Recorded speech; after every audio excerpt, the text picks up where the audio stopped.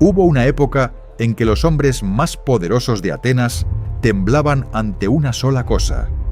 No ante las espadas, no ante los ejércitos, sino ante las preguntas de un hombre descalzo que caminaba por el ágora. Sócrates no tenía riquezas, ni ejércitos, ni trono. Tenía algo infinitamente más peligroso: la capacidad de hacer que cualquier certeza, por sólida que pareciera, se desmoronara ante la luz implacable de una pregunta bien formulada. Por eso lo condenaron a muerte. Porque un hombre que enseña a otros a pensar por sí mismos es la amenaza más grande que cualquier sistema de poder haya conocido jamás. Han pasado 24 siglos desde aquel día en que Sócrates bebió la cicuta con serenidad absoluta. Y sin embargo, su método sigue vivo en los laboratorios donde se descubren vacunas, en las salas donde se toman decisiones que mueven millones, en las mentes de los científicos, líderes y estrategas que han transformado el mundo sin saber que usaban una herramienta forjada en las calles polvorientas de la Grecia antigua. La mayéutica, el arte de dar a luz verdades ocultas a través de la pregunta y la refutación, no es una reliquia del pasado. Es el arma secreta de los genios, la técnica que separa el pensamiento superficial del pensamiento verdaderamente poderoso. Y hoy, por primera vez con claridad absoluta, está al alcance de tus manos. ¿Cuántas veces has estado completamente seguro de algo, absolutamente convencido de que tu respuesta era la correcta, solo para descubrir, minutos o años después, que todo lo que creías era apenas la superficie de una verdad mucho más profunda y compleja? ¿Cuántas decisiones has tomado con la certeza del que sabe, sin detenerte un solo instante a preguntar si realmente sabías? Esta es la trampa más antigua de la mente humana: confundir la familiaridad con la comprensión, confundir el hábito con la verdad. Y fue precisamente esta trampa la que un hombre descalzo, sin riquezas ni títulos, decidió desmantelar para siempre en las calles de la Atenas del siglo V a.C. Atenas, en ese tiempo, era la ciudad más brillante del mundo conocido. Sus calles bulliciosas eran un hervidero de comerciantes, políticos, artistas y pensadores que debatían bajo el sol mediterráneo con una pasión que pocas civilizaciones han igualado. Era una democracia vibrante, orgullosa de sí misma, convencida de que sus ciudadanos eran los hombres más educados y refinados de la tierra. Los sofistas, aquellos maestros del arte de la persuasión, cobraban fortunas por enseñar a los jóvenes a hablar con elocuencia, a ganar debates, a convencer multitudes. La retórica era el poder, y el poder se vendía al mejor postor. En ese escenario de certezas compradas y verdades alquiladas, apareció Sócrates. No era un hombre de apariencia imponente. Las fuentes antiguas lo describen como un hombre de rostro tosco, nariz chata y mirada penetrante, más parecido a un trabajador del mercado que a un sabio de academia. No escribió ningún libro, no fundó ninguna escuela con edificios ni matrículas, no cobró nunca un solo óbolo por sus enseñanzas. Caminaba, conversaba, preguntaba. Eso era todo. Y sin embargo, ese hombre que no dejó ni una sola línea escrita de su puño y letra transformó para siempre el curso del pensamiento humano, porque descubrió algo que los sofistas nunca quisieron admitir: que la verdadera sabiduría no se vende, se descubre, y solo puede descubrirse a través del cuestionamiento implacable de lo que ya creemos saber. Sócrates había aprendido de su madre, Fenarete, que era partera, el arte más noble que existe: ayudar a que algo vivo salga a la luz. Fenarete no creaba a los bebés, no los fabricaba, simplemente acompañaba el proceso natural del nacimiento con habilidad y presencia. Sócrates vio en esa imagen la metáfora perfecta para lo que él hacía con las mentes de quienes se atrevían a conversar con él. Las ideas verdaderas ya estaban dentro de cada persona, dormidas, ocultas bajo capas de prejuicios, hábitos y suposiciones no examinadas. Su trabajo no era enseñar en el sentido convencional, sino ayudar a que esas ideas nacieran. A este arte lo llamó mayéutica, del griego maieutike, que significa precisamente eso, el arte de la partera, el arte de dar a luz verdades. Pero ¿cómo funcionaba en la práctica este método revolucionario? Sócrates comenzaba siempre de la misma manera, con una pregunta aparentemente simple, casi inocente. Se acercaba a un general y le preguntaba qué era el valor. Se sentaba junto a un político y le preguntaba qué era la justicia. Buscaba a un poeta y le pedía que explicara la belleza. Invariablemente, sus interlocutores respondían con confianza, con esa seguridad tranquila del que ha vivido con esa palabra toda su vida y jamás se ha detenido a examinarla. Y entonces, con la suavidad de quien no acusa, sino que explora, Sócrates formulaba su segunda pregunta, y luego una tercera y una cuarta, cada una construida sobre la respuesta anterior, cada una abriendo una grieta un poco más profunda en la certeza del otro. Este proceso era la elenkos, la refutación, el corazón dialéctico del método socrático. Lo que hacía este proceso tan poderoso y tan perturbador para quienes lo vivían era que Sócrates no contradecía, no llegaba con su propia verdad lista para ser impuesta. Simplemente seguía preguntando hasta que el propio interlocutor se veía obligado a reconocer que su definición inicial era incompleta, contradictoria o simplemente vacía. Era como desandar un camino que creías conocer perfectamente, solo para descubrir que en la oscuridad habías estado siguiendo las huellas de otro. Esta experiencia de descubrimiento, aunque incómoda, a veces brutalmente incómoda, era el primer paso indispensable hacia una comprensión genuina. Los griegos llamaban a este estado de perplejidad aporia, y Sócrates lo consideraba no un fracaso, sino una victoria, el momento en que la mente, por fin, reconoce que no sabe, y por lo tanto está lista para comenzar a aprender de verdad. Los sofistas, naturalmente, lo odiaban. Ellos vendían certezas, vendían la ilusión del conocimiento, vendían la capacidad de parecer sabio sin necesariamente serlo. Sócrates era su antítesis perfecta, un hombre que no vendía nada, que no prometía respuestas, sino que se dedicaba metódicamente a demoler las respuestas falsas que otros habían construido o comprado. Para los poderosos de Atenas, que habían pagado fortunas para que sus hijos aprendieran a persuadir y a gobernar, este hombre descalzo que desacreditaba a sus maestros con simples preguntas era algo más que una molestia. Era una amenaza al orden establecido. La comodidad del poder descansa siempre sobre verdades no cuestionadas, y Sócrates cuestionaba todo, sin excepción y sin piedad intelectual. En el año 399 a.C., Atenas lo juzgó. Los cargos eran impiar a los dioses y corromper a la juventud, pero la acusación real, la que nunca se pronunció en voz alta, era más sencilla y más aterradora: pensar demasiado y enseñar a otros a hacer lo mismo. Sócrates fue condenado a muerte y bebió la cicuta con una serenidad que desconcertó incluso a sus verdugos. Hasta el último momento siguió dialogando, siguió preguntando, siguió aplicando el único método en el que verdaderamente creía. Su muerte no fue el fin de la mayéutica, sino su consagración definitiva como el acto más radical de integridad intelectual que la historia haya registrado. Lo que Sócrates legó al mundo no fue una doctrina, no fue un conjunto de respuestas ni un manual de verdades eternas. Legó un proceso, una forma de enfrentarse a la realidad que trasciende cualquier época, cualquier cultura y cualquier disciplina. Legó la convicción de que el pensamiento verdadero no comienza con respuestas sino con preguntas, de que la certeza no examinada es la forma más peligrosa de ignorancia, y de que cualquier mente humana, sin importar su origen o su educación, lleva dentro de sí la semilla de una comprensión más profunda, esperando solo el cuestionamiento adecuado para florecer. Esa semilla, plantada en las calles de Atenas hace casi 25 siglos, sigue germinando hoy en cada laboratorio, en cada sala de reuniones, en cada conversación donde alguien se atreve a preguntar lo que nadie más se ha atrevido a preguntar. Imagina por un momento que eres un arquitecto experimentado, convencido de que sabes exactamente cómo construir un edificio sólido. Llevas 20 años en el oficio, has levantado decenas de estructuras y nadie en tu entorno cuestiona tu autoridad.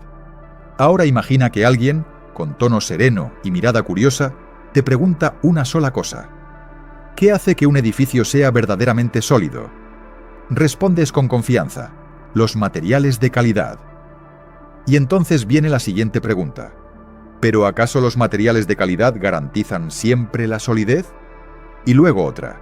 ¿Qué sucede cuando los materiales son excelentes, pero el diseño es deficiente? Cada respuesta que das abre una nueva pregunta, y de pronto lo que creías dominar completamente empieza a revelar grietas, complejidades, matices que nunca habías examinado. Eso, exactamente eso, es el método socrático en acción. El ciclo que Sócrates perfeccionó a lo largo de décadas de conversaciones en el ágora ateniense tiene 3 momentos distintos y encadenados, 3 fases que se suceden con la precisión de un mecanismo de relojería filosófico. La primera fase es la pregunta inicial, aparentemente simple, que invita al interlocutor a definir un concepto que cree conocer con profundidad. La segunda fase es la elenkos, la refutación, en la que cada respuesta dada es sometida a nuevas preguntas que revelan sus contradicciones internas o sus límites no reconocidos. La tercera fase, la más luminosa y la más infrecuente, porque exige atravesar el malestar de las 2 anteriores, es la síntesis, el momento en que, habiendo demolido las certezas falsas, emerge una comprensión más rica, más matizada y más verdadera que cualquier definición inicial. Este ciclo completo es lo que los filósofos llaman dialéctica socrática, y es el corazón vivo de la mayéutica. Platón, el discípulo más brillante de Sócrates, inmortalizó este proceso en sus diálogos, esos textos extraordinarios donde podemos ver al maestro en plena acción. En el Menón, por ejemplo, Sócrates conversa con un joven aristócrata que está convencido de saber perfectamente qué es la virtud. Menón responde con seguridad: la virtud del hombre es gobernar bien los asuntos públicos. La virtud de la mujer es administrar bien el hogar. Sócrates acepta la respuesta con aparente satisfacción y luego, con suavidad quirúrgica, formula la pregunta siguiente. Pero si hay tantas virtudes distintas según el caso, ¿existe algo que todas ellas tengan en común? ¿Algo que las haga a todas virtud? Y en ese instante el edificio de certezas de Menón comienza a temblar, porque nunca se había hecho esa pregunta. La trampa de la familiaridad había operado sin que él lo notara. Conocía la palabra, podía usarla en una oración, pero jamás había examinado su esencia. Este fenómeno que Sócrates diagnosticó con tanta precisión tiene un nombre moderno que la psicología cognitiva ha estudiado extensamente: la ilusión de profundidad explicativa. Los seres humanos tendemos a creer que entendemos las cosas con mucho mayor detalle y precisión de lo que realmente las entendemos. Podemos describir el funcionamiento superficial de un avión, de una ley, de una relación humana, y confundir esa descripción superficial con comprensión genuina. Es una economía cognitiva que la mente adopta para no colapsar bajo el peso de procesar todo desde cero en cada momento, pero que se convierte en un obstáculo monumental cuando necesitamos pensar con verdadera profundidad para resolver un problema complejo. Sócrates, sin haber tenido acceso a ningún laboratorio de neurociencia, había identificado esta trampa con 2400 años de anticipación. La fase de la refutación, la elenkos, es la más incómoda y también la más transformadora del proceso. Es el momento en que el interlocutor se enfrenta a la aporia, ese estado de perplejidad genuina en el que las respuestas habituales ya no funcionan, y la mente se ve obligada a detenerse, a retroceder, a reconsiderar desde los cimientos. Muchos de los contemporáneos de Sócrates se enojaban en este punto, lo acusaban de burlarse de ellos, de hacerles perder el tiempo con juegos de palabras. Y es comprensible, la aporia duele. Revelar que no sabes lo que creías saber es una experiencia que golpea directamente al ego, que sacude la identidad de quien ha construido su autoridad sobre certezas no examinadas. Pero Sócrates insistía en que ese dolor no era el problema, era la cura. La mente que reconoce su propia ignorancia es la única mente verdaderamente capaz de aprender algo nuevo. La síntesis, cuando llega, tiene una cualidad que quienes la han experimentado describen de manera casi unánime. No se siente como algo que te han enseñado desde afuera, sino como algo que has descubierto desde adentro. Y eso no es una casualidad ni una metáfora poética, es el efecto deliberado del método. Sócrates no imponía sus conclusiones, no dictaba la verdad al final del proceso. Guiaba las preguntas de tal manera que el propio interlocutor construyera, con sus propias palabras y desde su propio razonamiento, una comprensión más sólida y más honesta. En el Menón, este momento culminante ocurre cuando Sócrates demuestra a un esclavo sin educación formal que puede resolver un problema geométrico complejo simplemente haciéndole las preguntas correctas. La conclusión que Platón extrae de esta escena es filosóficamente audaz. El conocimiento verdadero no se transmite, se recuerda, se despierta, se alumbra desde dentro. Pero el ciclo pregunta-refutación-síntesis no es solo una herramienta para filósofos de academia ni para debates de salón. Su estructura refleja el modo en que la mente humana resuelve genuinamente sus problemas más profundos, cuando no toma atajos. Pensemos en un médico que enfrenta un diagnóstico difícil. Formula una hipótesis inicial basada en los síntomas evidentes, la somete a pruebas que buscan refutarla y a partir de los resultados construye una comprensión más precisa del cuadro clínico. O pensemos en un ingeniero que diseña un puente. Parte de un modelo teórico, lo somete a simulaciones de estrés que buscan sus puntos de quiebre y refina el diseño a partir de esas fallas reveladas. El ciclo socrático no es ajeno a la ciencia ni a la práctica profesional. Es su estructura profunda, su lógica subyacente, su esqueleto invisible. Lo que hace al método socrático especialmente poderoso no es solo su estructura lógica, sino su dimensión relacional. Sócrates comprendió algo que muchos pensadores posteriores olvidaron, que el pensamiento profundo raramente ocurre en soledad. Necesita del otro, necesita de la fricción productiva del diálogo, necesita de alguien que formule la pregunta que tú mismo no te harías porque tu mente ya ha decidido que conoce la respuesta. El diálogo socrático no es una batalla donde uno gana y el otro pierde. Es una exploración compartida donde ambos interlocutores pueden llegar a un lugar al que ninguno habría llegado solo. Esta dimensión colaborativa del pensamiento, esta confianza radical en el poder del diálogo honesto sobre la acumulación solitaria de certezas, es quizás el legado más urgente y más necesario que Sócrates dejó a un mundo que cada vez piensa más en monólogos y cada vez dialoga menos. Abandonemos por un momento los jardines de mármol y los pórticos soleados de la Atenas antigua. Trasladémonos a un escenario que todos conocemos con una familiaridad inquietante. Una sala de reuniones corporativa, con su mesa larga, sus sillas giratoria y su pantalla de presentación proyectando diapositivas llenas de cifras. El equipo lleva 40 minutos discutiendo por qué las ventas del último trimestre cayeron un 12%.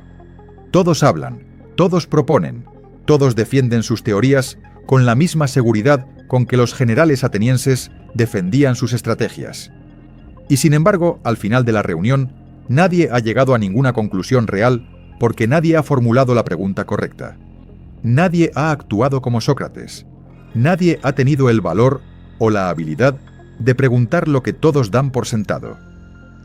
Este es el escenario más común del pensamiento colectivo moderno.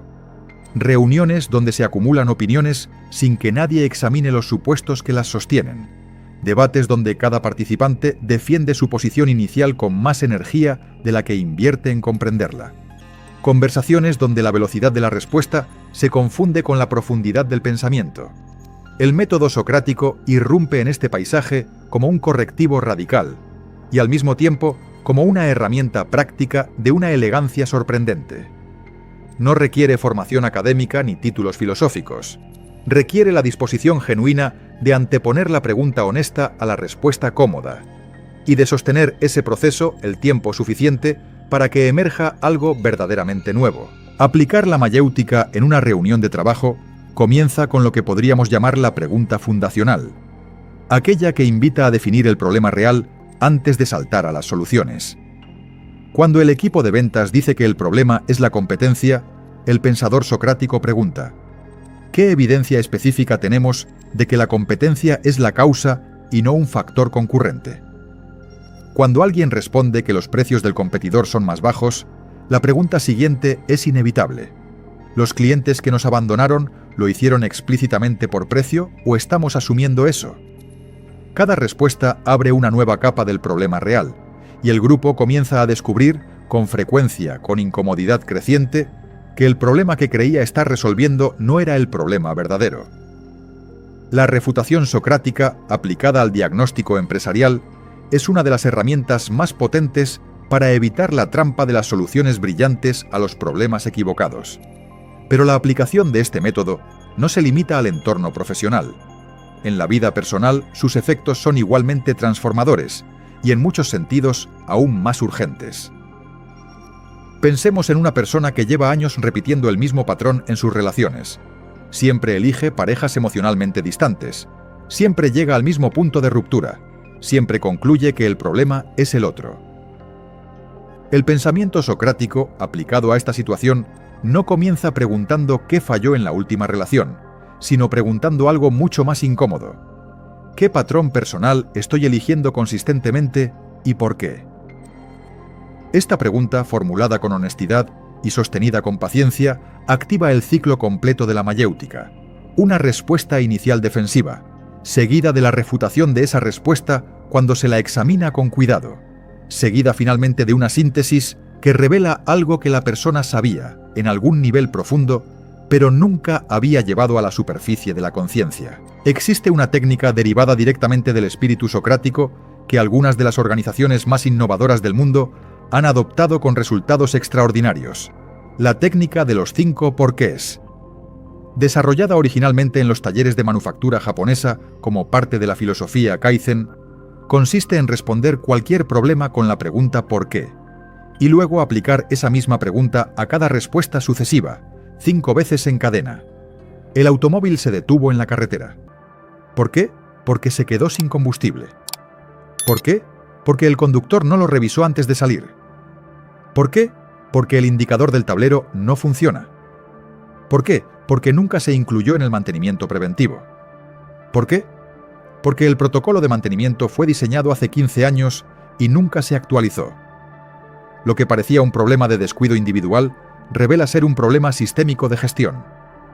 Sócrates habría reconocido ese proceso con una sonrisa. Es en esencia la elencos aplicada a la ingeniería.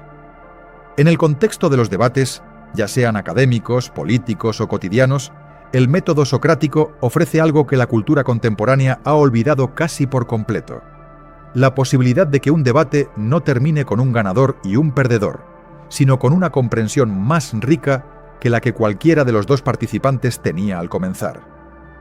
Para lograrlo, el pensador socrático entra al debate no con la misión de imponer su posición, sino con la de examinar tanto su propia posición como la del otro con igual rigor. Esto exige una disciplina intelectual infrecuente y un ego suficientemente robusto para no colapsar cuando una de sus certezas es refutada. Pero quienes desarrollan esta capacidad descubren que no solo piensan mejor, también persuaden con mucha mayor eficacia, porque sus argumentos han been forjados en el fuego de la autocrítica socrática y ya no contienen las grietas que un oponente hábil podría explotar. Hay preguntas concretas que funcionan como llaves maestras del método socrático y que cualquier persona puede comenzar a usar desde hoy sin necesidad de haber leído un solo diálogo platónico. La primera es: ¿qué quiero decir exactamente cuando uso esta palabra o este concepto? La segunda: ¿qué evidencia tengo para sostener esta afirmación y qué evidencia podría refutarla? La tercera: ¿estoy describiendo lo que realmente ocurre o lo que creo que ocurre basándome en suposiciones no examinadas? La cuarta, quizás la más poderosa de todas: si estuviera completamente equivocado en este punto, ¿cómo se vería la situación? Estas preguntas, aplicadas con consistencia a cualquier problema, laboral o personal, complejo o aparentemente simple, activan el ciclo socrático completo y comienzan a transformar la manera en que la mente procesa la realidad. Lo que hace que el método socrático sea tan radicalmente relevante en el mundo de hoy no es solo su eficacia intelectual, sino su dimensión ética. Vivimos en una era de sobrecarga de información, de algoritmos diseñados para confirmar lo que ya creemos, de burbujas de certeza donde las opiniones se refuerzan mutuamente sin jamás ser sometidas a una pregunta genuinamente incómoda. En este contexto, la mayéutica no es solo una técnica de pensamiento, es un acto de resistencia intelectual, una negativa a aceptar la comodidad de las certezas no examinadas, una apuesta radical por la verdad sobre la tranquilidad. Sócrates pagó con su vida por esa apuesta. Nosotros, con infinitamente menos en juego, tenemos la oportunidad y la responsabilidad de honrar ese legado cada vez que elegimos preguntar en lugar de asumir, cada vez que elegimos la incomodidad del cuestionamiento sobre la comodidad del prejuicio. En el año 1952, en los laboratorios del Instituto de Estudios Avanzados de Princeton, un hombre de cabello blanco y mirada infinita se sentaba cada mañana frente a una pizarra no para escribir ecuaciones, sino para hacerse preguntas. Albert Einstein, ya en los últimos años de su vida, seguía practicando lo que había practicado toda su existencia, el cuestionamiento radical de los supuestos más fundamentales de la física, la negativa sistemática a aceptar cualquier respuesta como definitiva, la convicción de que detrás de cada certeza establecida habitaba una pregunta más profunda esperando ser formulada. Einstein no sabía que estaba siendo socrático. Simplemente no podía pensar de otra manera, porque había descubierto como Sócrates 2400 años antes que las preguntas correctas son infinitamente más valiosas que las respuestas cómodas. La historia de la ciencia moderna es, en su estructura más profunda, la historia de la mayéutica aplicada a la naturaleza, el método científico que Francis Bacon sistematizó en el siglo XVII y que Newton, Darwin, Curie y Einstein llevaron a sus límites más gloriosos, no es otra cosa que el ciclo socrático traducido al lenguaje de la experimentación. Una hipótesis inicial que representa la respuesta provisional, seguida de experimentos diseñados específicamente para refutarla, seguida de una síntesis que integra lo aprendido en una comprensión más precisa y más poderosa. Karl Popper, el filósofo de la ciencia más influyente del siglo XX, lo formuló con una claridad que habría hecho sonreír al propio Sócrates. Una teoría científica no es valiosa por lo que confirma, sino por lo que está dispuesta a arriesgar ser refutada. La falsabilidad popperiana es, en esencia, la elencos vestida con bata de laboratorio. Charles Darwin pasó 20 años sometiéndose a sí mismo al proceso socrático más riguroso que un científico haya documentado con tal detalle. Antes de publicar El origen de las especies, en el año 1859, recopiló sistemáticamente todos los argumentos que podían refutar su teoría de la selección natural, los registró con la misma meticulosidad con que anotaba las evidencias a su favor y los respondió uno por uno con una honestidad intelectual que sigue siendo un modelo de pensamiento crítico. Darwin no tenía miedo de las preguntas que demolían sus propias ideas. Las buscaba activamente, las cultivaba, las consideraba el instrumento más valioso de su trabajo. El resultado fue una teoría tan sólidamente construida que más de 160 años después sigue siendo el pilar central de la biología moderna. Richard Feynman, el físico que contribuyó de manera decisiva al desarrollo de la electrodinámica cuántica y que ganó el Premio Nobel en el año 1965, era conocido entre sus estudiantes y colegas por una habilidad que él mismo consideraba la más importante de su arsenal intelectual: la capacidad de formular preguntas infantiles sobre problemas adultos. Feynman creía, con una convicción que nunca abandonó, que si no puedes explicar algo en términos simples es porque no lo entiendes realmente, y que la única manera de llegar a esa simplicidad genuina es atravesar el ciclo completo de pregunta, refutación y síntesis hasta que el concepto se despoje de toda oscuridad innecesaria. Sus célebres conferencias de física en el California Institute of Technology son, en su estructura más profunda, diálogos socráticos con la naturaleza misma. Pero el espíritu socrático no se limita a los laboratorios ni a las aulas universitarias. En los centros de innovación tecnológica más influyentes del mundo, el método de cuestionamiento sistemático de supuestos ha producido algunas de las transformaciones más radicales de la historia reciente.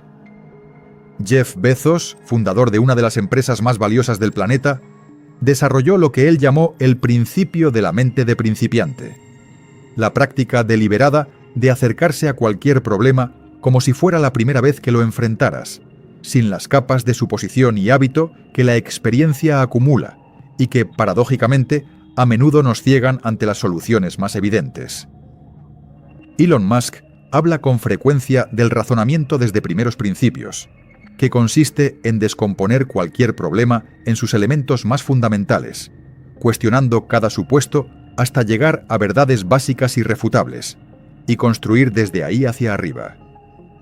Ninguno de los dos cita a Sócrates, pero ambos están bebiendo, sin saberlo, de la misma fuente. En el campo de la medicina, el método socrático ha encontrado una de sus aplicaciones más literales y más vitales. En las mejores escuelas de medicina del mundo, el método de enseñanza clínica desarrollado por William Osler a finales del siglo XIX y perfeccionado a lo largo del siglo XX se basa en una estructura de interrogatorio socrático. El profesor no da el diagnóstico, sino que guía al estudiante a través de una serie de preguntas cuidadosamente diseñadas para que sea el propio estudiante quien construya el razonamiento diagnóstico. Este método, conocido como la ronda socrática, produce médicos que no solo conocen respuestas, sino que saben hacerse las preguntas correctas frente a un cuadro clínico que no encaja en ningún patrón previo, que es precisamente cuando la vida de un paciente depende de la calidad del pensamiento de quien lo atiende. Lo que todos estos ejemplos revelan, desde Einstein hasta Feynman, desde Darwin hasta los innovadores de Silicon Valley, es una verdad que Sócrates articuló con una sencillez desconcertante. El pensamiento de más alta calidad no es el que acumula más respuestas, sino el que formula mejores preguntas. En un mundo que premia la velocidad de la respuesta, que celebra la seguridad de quien habla sin dudar y que confunde la elocuencia con la inteligencia, la mayéutica es una forma de disidencia intelectual, una apuesta radical por la profundidad sobre la superficialidad, por la verdad sobre la comodidad.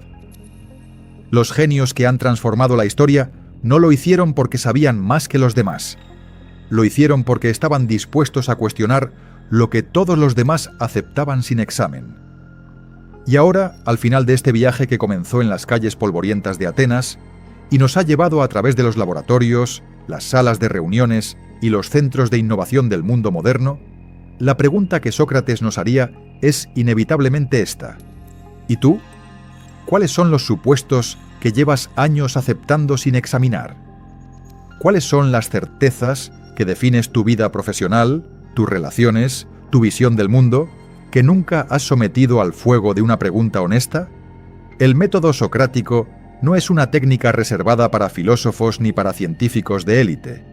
Es una práctica disponible para cualquier mente dispuesta a preferir la incomodidad del cuestionamiento a la comodidad del prejuicio. Sócrates bebió la cicuta con serenidad porque sabía que las ideas verdaderas no mueren con quien las descubre. 25 siglos después, su pregunta más urgente todavía resuena, todavía desafía, todavía espera tu respuesta.